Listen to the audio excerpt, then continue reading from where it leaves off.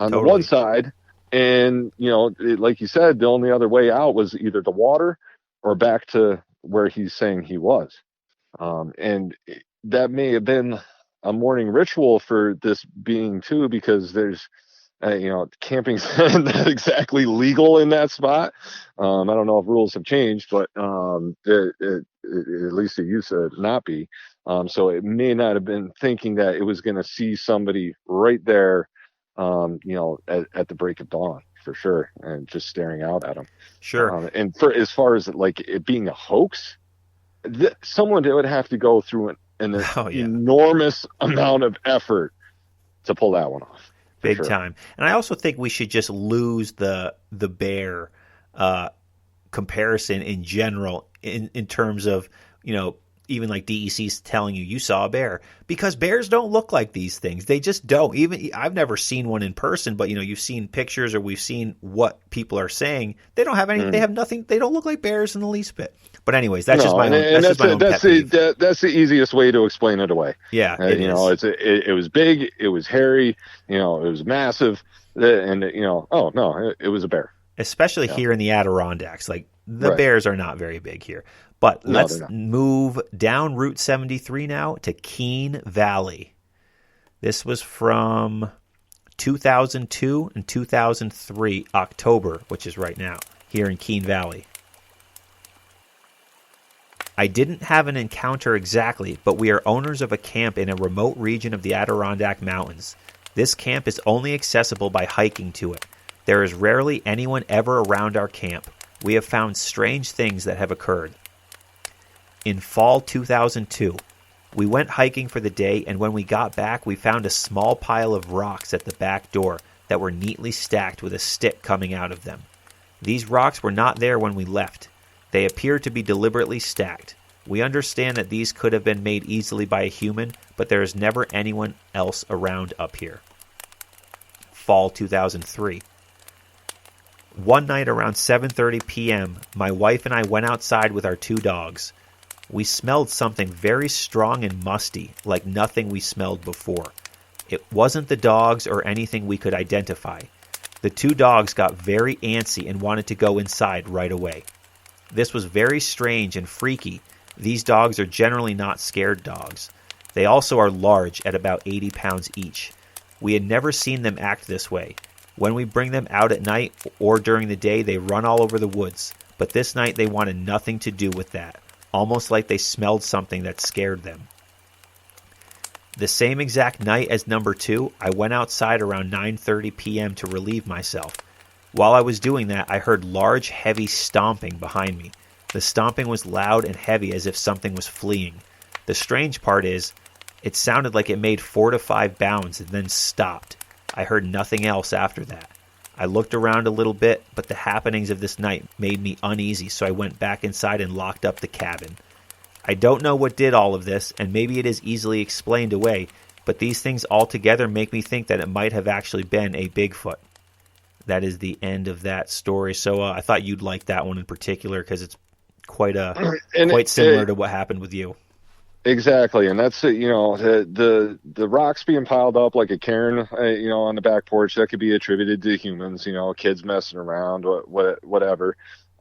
Maybe they had guests at the camp that were kind of playing a practical joke on them, or whatever. The thing that changes everything again is the way the dogs were acting. Because dogs are very protective, especially of their own territory. They're not afraid to go after a bear. What would they be afraid to go after? Sure. Pretty wild stuff, 100%. And when you hear about dogs just like whimpering and like having to get back inside, that is, to me, that's like something out of the ordinary is outside. Yeah, absolutely. Absolutely. We'll read one more here. And again, for anyone listening, you just go to bfro.net and you can click on, every state in the country. You can click on, and then within the states, you can click on counties. And these are stories that people have submitted. I just want to say one thing real quick about BFRO. Recently, there's been some information that has come out that they might not be as friendly to Sasquatch as we would think. Without going too much into detail about it, I would just be careful what you're posting on there as far as um, your encounters and things like that. Don't really give exact locations and things, because there may or may not be. That, again, this is speculation, and this is something that has really just come out recently in all my research. Is uh, like I said, might not be very friendly towards Sasquatch in the higher up ranks in it. Yeah, so just be careful there. But it is a great source of information, of definitely being able to go on there and read what other people's experiences are, for sure. It's a great starting point to just kind Mm-hmm. of see some trends and have a little fun with the subject. So this Yeah, story absolutely. comes from Saranac Lake. Location details: Pine Pond. The Pine Pond area can be accessed by old snowmobile or bike paths that enter from Route 86 in Raybrook, and this is located at the base of Mount Ampersand. Mm-hmm. In August of 1996, myself and 6 friends were camping at Pine Pond in the lower Saranac Lake region. It was around dusk. My friend and I were fishing in our canoe. The other members of our party were at camp preparing supper, about a quarter-mile away through the forest from our location in the canoe in the middle of the lake. My friend and I were speaking openly, not attempting to be quiet in any way, and I was scanning the northern bank of the lake, which I knew quite well, when I noticed a strange shape on the edge of the woodline. It was about 50 yards away. Immediately I pointed it out to my friend, and he spotted it instantly. The shape was about 3.5 feet off the ground at its high point. At first we both thought it was a black bear, standing broadside, but after a few seconds I realized that was not the case. We started to row towards it somewhat cautiously, and just as my friend whispered, "It's a bear," the thing stood up. It had been crouching there on its feet like a catcher from a baseball team. It was about 7 feet tall and was very dark brown in color. Could you imagine the feeling that would go through No. your body when that happened? Could you Absolutely imagine? not. I can't. Its face was hairy yet fleshy around the upper cheeks. Its eyes were dark in color but clearly visible and had a brightness about them. Upon talking afterwards, we both agreed that we saw slight movements of its head and hands. It stood there for what seemed like 10 seconds looking at us. It tilted its head slightly up as if it were sniffing the air. As if all this wasn't strange enough, we then heard the snapping twigs about 50 feet behind it. The creature turned its torso to the left and looked to its side. It immediately turned back towards us and then spun 180 degrees around and darted into the woodline like a cat. We then heard the sound of movement for about 10 more seconds, then we heard nothing.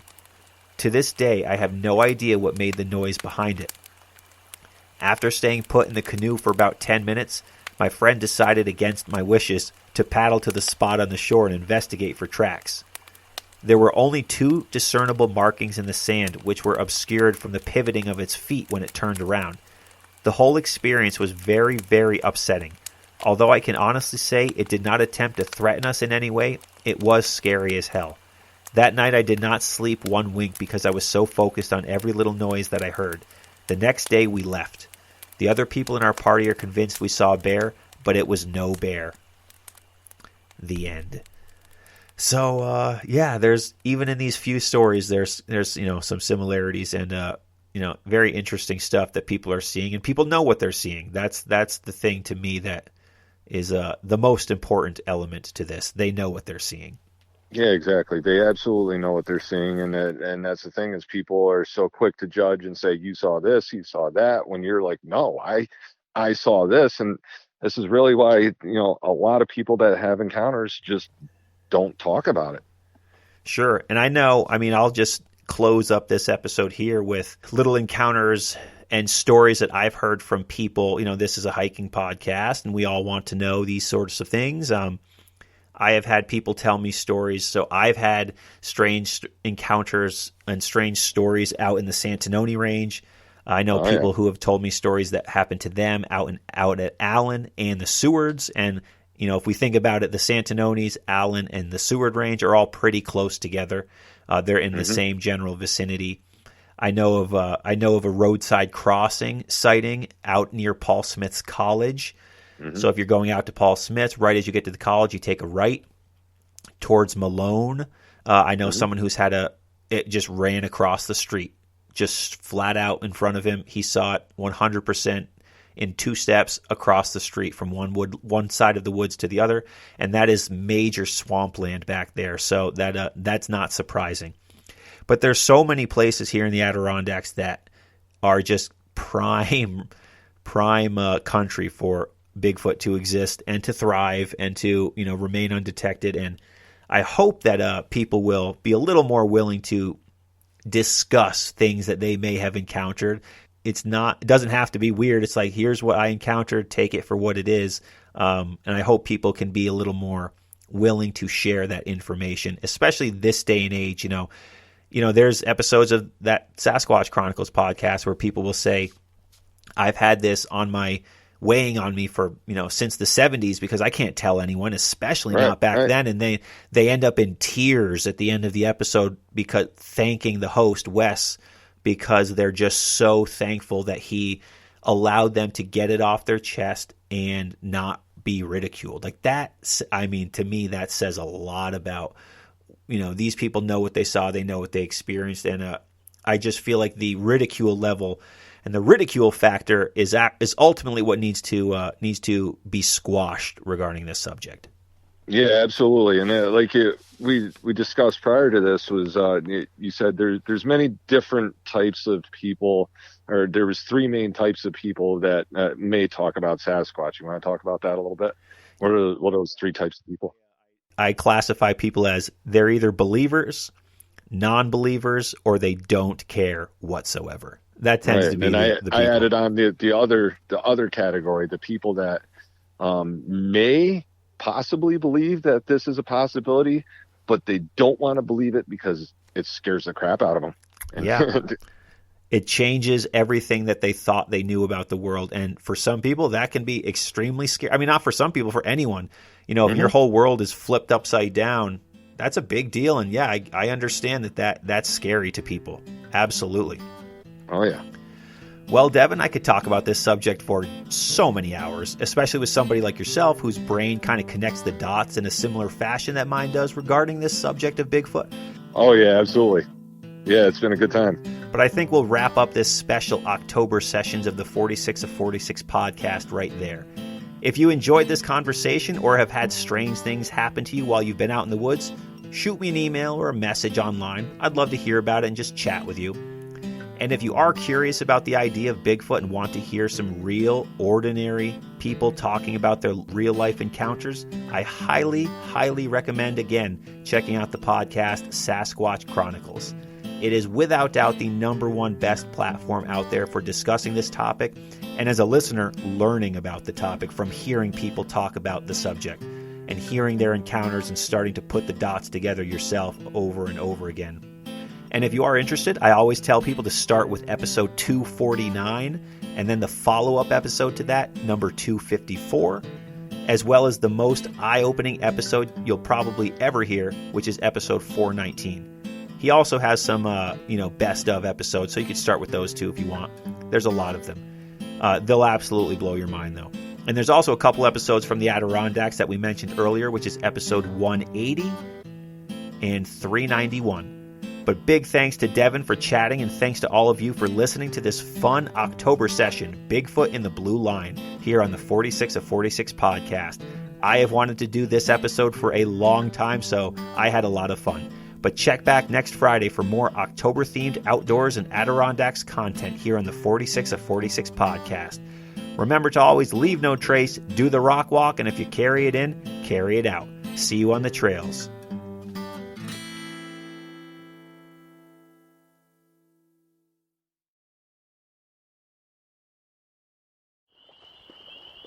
So there you are, deep in the backcountry, waking up in your tent to the sound of loons on the water and birds in the trees just after sunrise. You had an okay night's sleep, not great, but not terrible. It's time to hit the trail. But first things first, coffee. And since you're camping, you need it to be quick and convenient. Well,